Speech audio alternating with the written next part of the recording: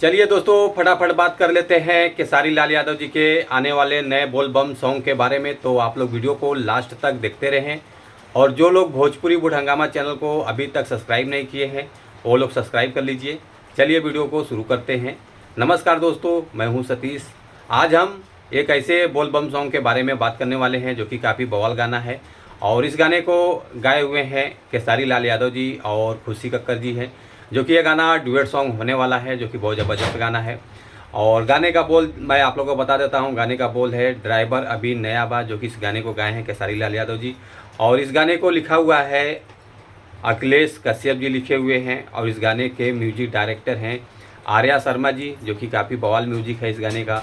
और अखिलेश कश्यप का लिखा हुआ हर गाना लगभग वायरल हो जाता है। तो ये गाना आप लोगों को देखने को मिलेगा अन्नपूर्णा फिल्म चैनल के माध्यम से ये गाना आ रहा है, तो आप लोग ज़रूर देखिए। और उसके बाद इस गाने के जो इसमें एक्ट्रेस नज़र आने वाली हैं सुनीता जी हैं, जो कि काफ़ी अच्छा बोल बम सॉन्ग का वीडियो शूट हुआ है, तो आप लोग ज़रूर देखिए।